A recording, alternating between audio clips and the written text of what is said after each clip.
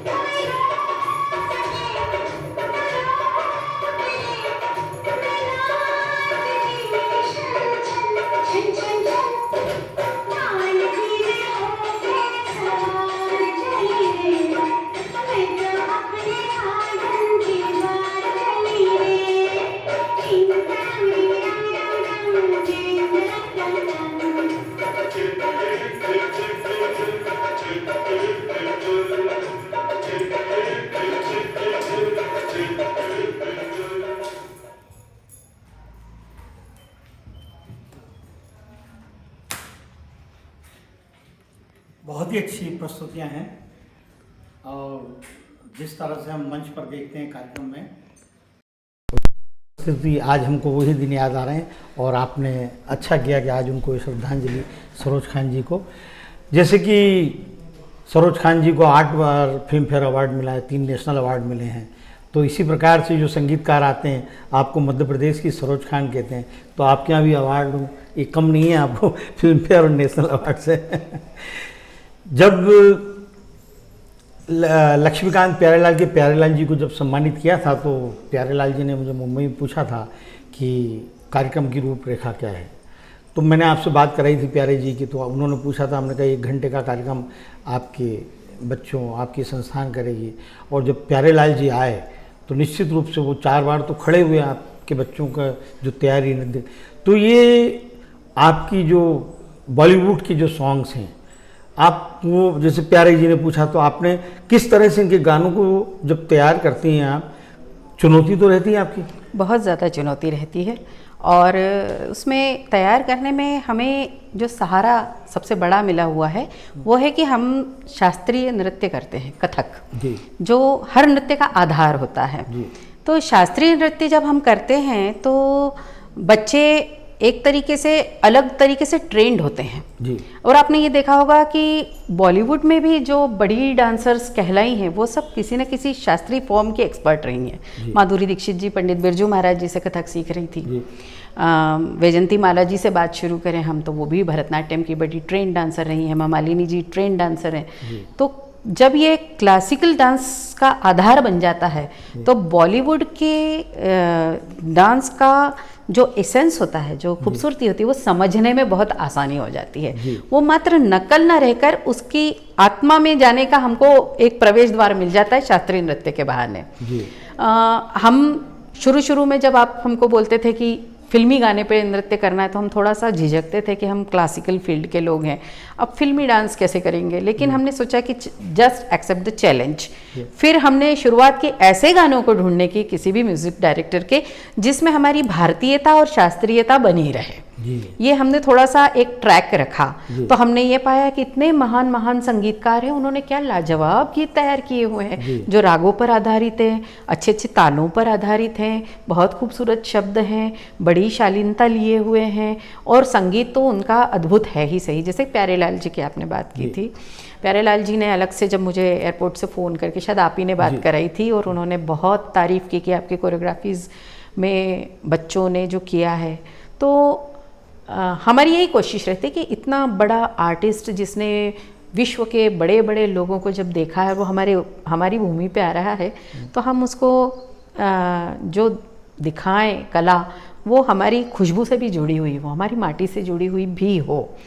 तो classical put के साथ जो हमने प्रस्तुतियां दी ना वो अपील करेंगी, सबको अच्छी लगती है। मुझे कल्याण जी आनंद जी के आनंद जी आए थे, हाँ। वो भी बीच में से जब आपके बच्चों ने डांस किया उसके बाद मंच पर आ गए थे, हाँ। बच्चों को बधाई देने, बहुत। और उन्होंने जो कहा था बिल्कुल बीच नृत्य में आकर इतने, हमारे लिए ये बहुत बड़ा आशीर्वाद है कि हमारी कला को और हमारे बच्चों की मेहनत को इतने बड़े बड़े संगीतकार इसलिए हमारे लिए मायने रखते हैं क्योंकि उनको बहुत समझ है संगीत की और उन्होंने इतने बड़े सॉन्ग्स तैयार किए हैं, कंपोज किए हैं, वो आर्ट की बारीकी को खूब जानते हैं और इस वजह से उनके द्वारा तारीफ का जो सर्टिफिकेट हमें मिलता है तो हमें लगता है किसी भी बड़े अवार्ड से शायद ये हमें बहुत बेहतर मिल रहा है। अनु मलिक जी आए थे, उन्होंने तो मंच पे आके बोला था कि ऐसा काम कई बार हमको बॉलीवुड में भी देखने को नहीं मिलता है। मंच से जब माइक से उन्होंने अनाउंस किया तो दैट वाज हमारे लिए बहुत ही खुशी का मौका था कि कैसे भी करके हम बॉलीवुड से कनेक्टेड हैं और वैसे इसका श्रेय केशव को ही जाता है क्योंकि ये हमारी संस्था और केशव की संस्था का जो एक लंबा एसोसिएशन है वो कहीं ना कहीं हम लोगों के बीच में ऐसा सामंजस्य पैदा कर चुका है कि उन्हें क्या चाहिए और हमें क्या चाहिए और फिर दर्शक को क्या चाहिए। और दर्शक तो ठीक ही हैं, उज्जैन के दर्शक तो हम सबको जानते हैं, लेकिन जो कलाकार बाहर से आए हैं वो क्या एक्सपेक्टेशन लेके आए हैं और हम यहाँ पे उनको एकदम अलग ही चीज़ उनके सामने पेश करते हैं तो उनको बहुत अच्छा लगता है और उन्हें अच्छा लगता है तो ये मान के चलिए किसी भी कलाकार की कला साधना संपूर्ण है अगर उसके द्वारा की गई प्रस्तुति अच्छे दर्शकों को और अच्छे श्रोताओं को पसंद आ जाए। तो ये सब महाकाल का आशीर्वाद है। महाकाल की भूमि में, नटराज की भूमि में नृत्य तो हमारा साधना का विषय है, हमारा केवल नृत्य करना साधारण नृत्य करने जैसा नहीं है, ये हम साधना के रूप में करते हैं। और हर फिल्मी गाने को हम जब एक ये म्यूज़िक डायरेक्टर बुलाते हैं तो हम उनके सारे गाने सुनते हैं, पहले बच्चों को भी सुनाते हैं, फिर उसमें से हम सिलेक्शन करते हैं, फिर जो हमारे बस के भी हों हम उनमें अच्छा नृत्य प्रस्तुत कर सकें, फिर सीक्वेंस बनाते हैं, उनके अंदर कोई स्टोरी लाने की भी कोशिश करते हैं और इस तरह से काम बन जाता है। अब हमको प्रैक्टिस हो गई इस चीज़ की।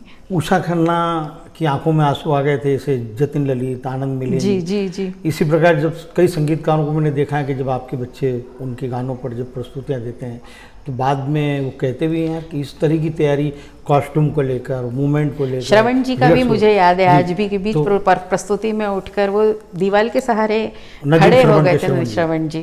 तो वो हमारे लिए भावुक पल शायद हमारी मेहनत का इनाम है जो हमको मिलता है, जो हमें प्रशंसा मिल जाती है। हम तो इसी में बहुत खुश हैं कि हमारे बच्चे जो एक अपने एक तरीके से हमारा टेस्टिंग भी हो जाता है कि हम सही दिशा में काम कर भी रहे हैं कि नहीं कर रहे हैं। तो इसी तरह से जैसे वेस्टर्न हो गया, ये फोक में भी आपके बच्चे जो जी जी। तो वेस्टर्न, बॉलीवुड, फोक, तो वो जब अभी मुंबई में एक पार्टी में सरोज खान भी जी थी, 4-5 साल पहले की बात है, तो इसे उज्जैन के लिए बातचीत भी चली थी। तो वहाँ पर कुछ लोगों ने कहा कि भाई मध्य प्रदेश में जो आपका नाम पद्मजा जी हैं, उनके ग्रुप के बच्चे बहुत ही अच्छा परफॉर्म करते हैं। तो उन्होंने भी कहा कि हाँ, किसी को जतिन ललित या आनंद मिलित ने कुछ बताया था उनको, दिलिया बेटा की, कि वो उज्जैन इंदौर में कार्यक्रम हुआ था, बच्चों ने बहुत ही अद्भुत प्रस्तुतियाँ दी हैं, इतनी तैयारी की है। मुंबई में भी आपका इस्कॉन में कार्यक्रम था, वहाँ भी तो आपके बच्चे भी आज यहाँ से उज्जैन, इंदौर, भोपाल, प्रदेश से देश दुनिया भर में जो प्रस्तुतियाँ दे रहे हैं, आपकी शिक्षा और इतने परफेक्ट हैं और इतनी तैयारी करते हैं। तो जब यहाँ पर ये संगीतकार कहते हैं कि मैडम से पूछिए कि ये बच्चे अभी क्या फिल्मों में भी आगे चलकर इनका लक्ष्य है कि ये कोरियोग्राफर बनेंगे, तो उस बारे में आप क्या कुछ जैसे? बिल्कुल बिल्कुल, मैं तो इनफैक्ट बहुत बच्चों को बोलती हूँ कि आपने क्लासिकल की बहुत अच्छी ट्रेनिंग ली हुई है और बॉलीवुड की ट्रेनिंग ऑटोमेटिकली इन प्रोग्राम्स और इन गानों के ज़रिए आपकी हो रही है। प्लस आजकल इतना एक्सपोजर है रियलिटी शोज़ के ज़रिए, तो आप क्या चल रहा है इससे भी अवेयर हैं, जानकार हैं आप। अगर आपको ये ट्रैक चुनना है as a choreographer, as a dance master, तो ये बहुत अच्छी लाइन है। मेहनत तो सभी फील्ड्स में करनी है, यहाँ थोड़ी ज़्यादा मेहनत इसलिए करनी क्योंकि आउटपुट पर ही आपका भविष्य टिका हुआ है। और ऐसा ही कोरियोग्राफी का एक ट्रेनिंग शेड्यूल हमारी संस्था चलाती है। हम एक प्रोग्राम करते हैं नवोन्मेष। नवोन्मेष में हम हमारी पूरी संस्था के बच्चों के लिए 10 बच्चों को ही कोरियोग्राफर बनाते हैं। उनको हर एक कोरियोग्राफर को 10 बच्चे दिए जाते हैं, 10 से 12। उन्हें ऐसे ही बॉलीवुड सॉन्ग्स पे ही डांस तैयार करना है और वो एक कंपटीशन है, इंटर क्लास कंपटीशन होता है और हम उसमें एक बेस्ट कोरियोग्राफर को अवार्ड भी करते हैं। रनिंग ट्रॉफी है हमारी जो बेस्ट कोरियोग्राफर को दी जाती है। तो कहीं ना कहीं हम ये ट्रेनिंग दे रहे हैं कि बच्चे कोरियोग्राफी भी उतनी ही मास्टरी से सीखें जितनी मास्टरी से वो परफॉर्मर बन रहे हैं, कथक कर रहे हैं या दूसरे नृत्य भी कर रहे हैं, उतनी ही मास्टरी से उनको कोरियोग्राफी करने की भी समझ डेवलप हो। दरअसल ये पार्ट ऑफ ट्रेनिंग होता है। नॉर्मली ये ट्रेनिंग कोई देता नहीं है कि आप, सरोज जी को भी ये ट्रेनिंग मिली थी उनके सोहनलाल जी से, उन्होंने बाकायदा ट्रेनिंग ली थी इस चीज़ की कि कैसे कोरियोग्राफ करना है और हमेशा अपने एक मौके का इंतज़ार भी करती रही। न सिर्फ उनसे बल्कि और भी कई लोगों से उन्होंने सीखती रही और एक लंबा अरसा उन्होंने सीखा है और सीखने के बाद उन्होंने अपना जब आउटपुट दिया है तो वो एक लाजवाब था। तो सीखने के लिए बहुत लंबा सीक्वेंस रखना पड़ेगा, सब्र रखना पड़ेगा और मेहनत करनी पड़ेगी। नहीं, अब जैसे मैंने कहा, मैं भी खुद इतना ध्यान से देखता हूँ जब आपके बच्चे परफॉर्म करते हैं और जब मुंबई से ही सिंगर आते हैं उस कार्यक्रम में, वो भी दंग रह जाते हैं यार कि क्या अच्छी प्रस्तुति इन लोगों बच्चों की। तो ये जो आप बच्चे तैयारी करते हैं 1-2 महीने, क्या आप इनको वो सॉन्ग्स दिखाते हैं? नहीं, वीडियो पर? नहीं, कभी नहीं दिखाते हम। अच्छा, ये नहीं दिखाते हम, उनका कोई माइंड मेकअप नहीं करते हैं हम। अच्छा। वो वाला डांस बिल्कुल नहीं दिखाते उनको जो कोरियोग्राफ होकर फिल्म में किया गया है। वो एक अलग, उसके साथ फिल्म में जब डांस या कोई सीक्वेंस या कोई गाना कोरियोग्राफ हो रहा है तो उसमें बहुत सारी चीज़ें चलती, कैमरा एंगल्स चलते हैं और डायरेक्शन, कट्स, सब कुछ रहता है। ये सब की हमको ज़रूरत नहीं होती यहाँ पे। हमें तो ये है कि 10 मिनट की है, एक बच्चे आते हैं, जाते हैं, करते हैं, लाइव परफॉर्मेंस जिसको बोलते हैं, वो है हमारा। और ये लाइव परफॉर्मेंस करने के लिए एक अलग ही एनर्जी की ज़रूरत होती है, और वो एनर्जी, वो वाले गाने देखने के बाद में आपका एक मेंटल वैसा बन जाएगा कि ऐसा करना है, वो नहीं करना है हमको, हमारा नया कुछ निकाल कर देना है। अभी जैसे विजू शाह जी, सात समंदर पार, आपके बच्चों ने क्या अद्भुत पसंद किया था उन्होंने वास्तव में। 4-4 बार तालियां बजाई, आकर बच्चों को बोले, मुझे बच्चों के साथ उन्होंने जो तो विजू शाह जी भी यही बात कर रहे थे कि फिल्मों में तो हम डांस देखते हैं और यहाँ पर नॉन स्टॉप जो आधे घंटे आपके बच्चों की प्रस्तुतियाँ देखी और इतनी अच्छी प्रस्तुति कर रहे थे, तो बाद में आपको भी बच्चों को बधाई दी, आपको भी बधाई दी। तो उन्होंने यही कहा कि यार ये जो बच्चे निश्चित रूप से 2-3 महीने इन्होंने इतनी रियाज की होगी और मेहनत की है, उसका रंग है। तो विजू शाह जी ने आपसे कुछ कहा था, याद है आपको क्या कहा? विजू शाह जी ने मुझसे ये कहा था कि इन बच्चों को लेके आप मुंबई आ जाइए।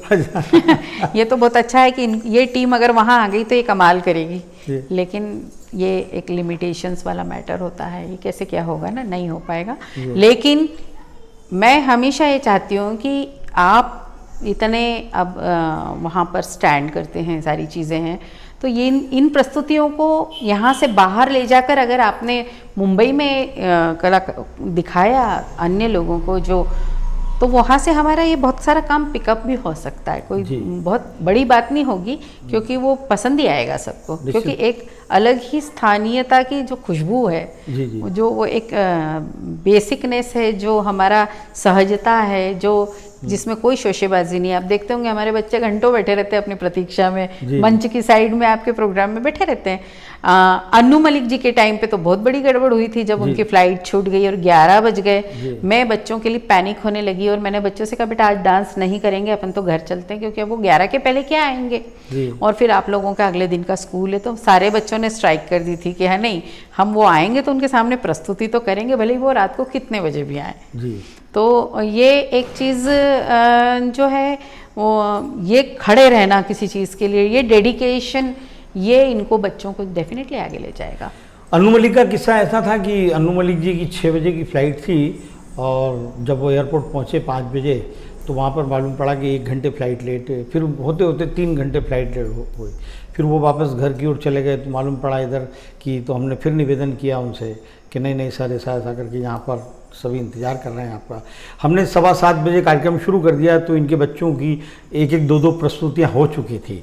और बच्चे छोटे छोटे बच्चे होते हैं, इतनी मेहनत करते हैं, लेकिन जब मैडम ने कहा कि ठीक है कोई बात नहीं, तो उन्होंने कहा नहीं, अन्नू जी के सामने ही हमको प्रस्तुति करना है। और वाकई अन्नू जी भी उस समय इतने आश्चर्यचकित हो गए, क्योंकि अन्नू जी जज के रूप में भी रियलिटी शो में आते हैं, तो उन्होंने बच्चों की प्रतिभाएं देखी हैं, इसलिए वो यहाँ भी उन्होंने उसी तरह से बच्चों को सम्मानित किया, उनकी प्रतिभाओं को माना। तो इस तरह से कार्यक्रम निरंतर चलते आ रहे हैं, और मुझे लगता है कि भारत में ही नहीं, दुनिया में सरोज खान जी पर शायद ये पहली कलाकारों द्वारा श्रद्धांजलि है।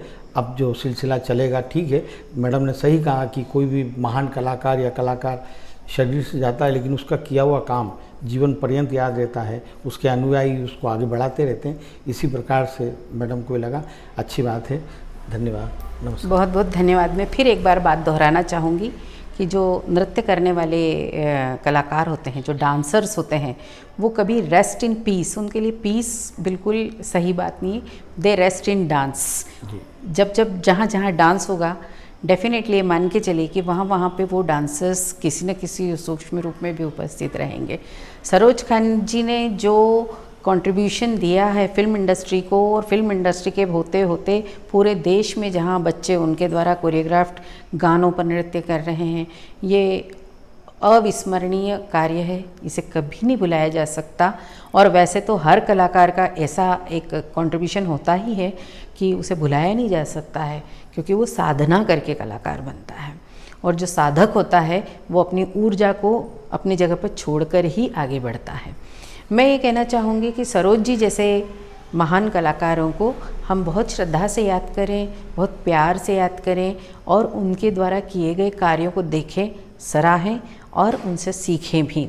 मालवा रंगमंच के माध्यम से केशव राय हमें अक्सर मौका देते थे। एक दो बार हमारी बात भी हुई थी कि सरोज जी को किसी तरह उज्जैन लाइए, हम उनके सामने उनकी कोरियोग्राफीज़ को प्रस्तुत करेंगे, लेकिन थोड़ा सा कहीं रह गया वो, क्योंकि इनका भी डांसर्स को, कोरियोग्राफर्स को बुलाने का सिलसिला आरंभ नहीं हुआ है। हो सकता है आज के इस एपिसोड के बाद में इधर भी ये ध्यान दे दें, तो उन्हें भी कभी उज्जैन में उनको भी अवार्ड दें और उनसे माध्यम से हम हमारे उज्जैन नगर की प्रतिभाओं को अवसर दें, उन्हें बहुत ऊंचाइयां प्रदान करें, और हम सब मिलकर हमारे शहर के लिए क्या कर सकते हैं, वो जो हमारे हाथ में है वही कर सकते हैं। और वो हम ये कर सकते हैं कि हमारे बच्चों को अच्छी से अच्छी तालीम दें और संस्कार भी दें, क्योंकि आजकल इसकी भी बहुत प्रॉब्लम हो रही है। अच्छे संस्कारों के साथ अच्छी शिक्षा, अच्छे शास्त्रीयता, ये सब जब बच्चों में आ जाएगा, इसका आधार बनेगा, तो निश्चित रूप से वो बेहतर इंसान और बेहतर कलाकार बनेंगे। आज मुझे इतना मौका मिला है, मैं बहुत खुशनसीब हूँ, और आप सभी श्रोताओं को भी प्रणाम करती हूँ कि इसी तरह कभी न कभी मुलाकात करते रहिएगा।